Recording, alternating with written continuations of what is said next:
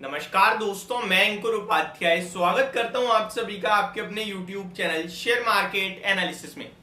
दोस्तों, वैसे तो ब्रेकिंग न्यूज ये आ रही है कि इजराइल पर हमला होता हुआ दिख रहा है पैलेस्टाइन से रॉकेट के जरिए, और गाजा में काफी ज्यादा नुकसान होता हुआ दिख रहा है इजराइल में।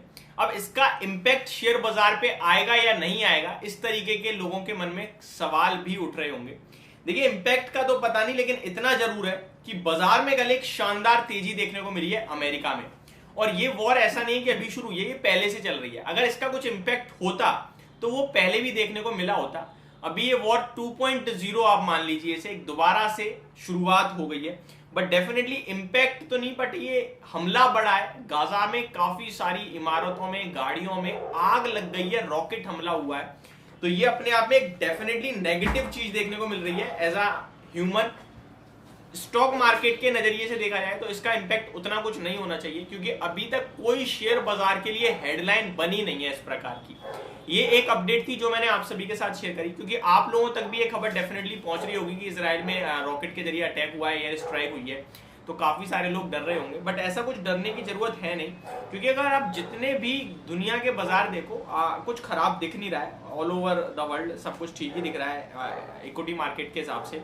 गिफ्ट निफ्टी आपको कल लगभग 100 पॉइंट ऊपर दिखा। नेस्डैक में तो आपने 200 पॉइंट्स की तेजी देखी, 1.5% से ज्यादा की तेजी। डाउ जोन्स आपके लिए 1% ऊपर बंद हुए। वहीं अगर लोएस्ट पॉइंट से देखें तो 2% Dow Jones, 3% Nasdaq index, Russell 2000, S&P 500, हर तरफ चौतरफा हरियाली और बढ़िया तेजी देखने को मिली है। स्टॉक मार्केट में बात की जाए तो आपको केवल और केवल जो फोकस करना है वो एक ही चीज पे करना है, अपनी खुद की पोजीशंस पे। ट्रेडर हो तो प्रॉपर स्टॉप लॉस के साथ काम करोगे।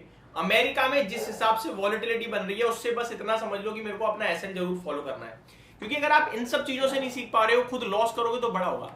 ये बाजार ऐसा हो गया जहां आपका कैपिटल जीरो हो सकता है किसी भी समय ट्रेडिंग में।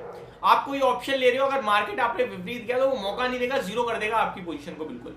और जिस हिसाब से एक्सपायरी अब हर दिन आ जाती है, तो लोग हीरो जीरो ज्यादा करने लगते हैं और उसमें जीरो ज्यादा हो जाता है कैपिटल। तो ये सारी चीजें आपको पता होनी चाहिए।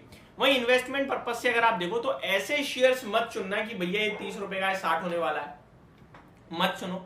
ये वो समय है जहां पे आपको दिग्गज ब्लू चिप लार्ज कैप्स पे फोकस करना है, कि इनकेस बाजार में कोई ट्रबल आता है। देखिए, इवेंट के हिसाब से कोई बड़ा इवेंट नहीं है, ये अटैक हो रहा है, डेफिनेटली अभी तो इंपैक्ट नहीं दिख रहा है, बट अगर बड़े क्षेत्र में चला गया तो फिर दिक्कत आ सकती है। दूसरी बात, इलेक्शन आपके सामने खड़े हैं, फेड आपके लिए पॉजिटिव हो नहीं रहा है, अमेरिका जो चाहता है जॉब्स डाटा में वो आ नहीं रहा है। स्टॉक मार्केट में अगर अमेरिका का बाजार भाग गया तो कोई बड़ी बात नहीं है। ओवरसोल्ड मार्केट अगर एक बाउंस बैक दे जाए तो कोई बड़ी बात नहीं है। छत से जब बॉल गिरती है ना, तो भी वो एक मंजिल तक वापस कूद जाती है, तो लेकिन वापस नीचे चली जाती है। तो उछाल मारने का मतलब ये बिल्कुल नहीं होता कि हाँ भाई सब कुछ सही हो गया। खबर नेगेटिव ही चल रही है। डाटा कल जॉब्स डाटा खराब ही आया था, उसी के बाद गिरे, लेकिन वो रिकवरी आ गई, शॉर्ट कवरिंग आ गई, बाउंस बैक हो गया, पुल बैक आ गया, जो मर्जी कह लीजिए, बट डाटा तो खराब ही था ना। आरबीआई की पॉलिसी में कुछ अच्छा नहीं था, लेकिन उसके बावजूद हम लोग ऊपर गए, क्योंकि हम लोग नीचे जाने के लिए हमारे पास कोई बेस नहीं है। अमेरिका की वजह से हम गिरते जा रहे हैं, बस बाकी कोई हमारा अपना रीजन नहीं है। तो अपनी कंट्री बहुत स्ट्रांग है, अपने लिए सब कुछ अच्छा है, बट ग्लोबल सिचुएशन अगर अच्छी नहीं होंगी ना, तो हम लोग गिरेंगे नहीं, बढ़ नहीं पाएंगे। बस दुनिया के बाजार बेशक गिरेंगे, वहीं दुनिया के बाजार थोड़ा चलेंगे तो हम लोग ज्यादा चलेंगे, ये एक फैक्ट है। ऐसे में आपको कुछ दिग्गज स्टॉक्स पे फोकस करना चाहिए। अगर मैं दिग्गज स्टॉक्स की बात करूं, देखिए ये सेफ्टी पोर्टफोलियो है, इसमें पैसा आपका कम बनेगा लेकिन सेफ्टी पूरी रहेगी।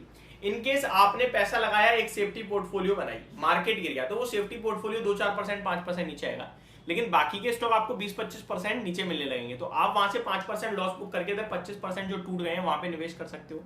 इससे आपको कंफर्ट जोन ज्यादा आ जाएगा। ठीक है जी।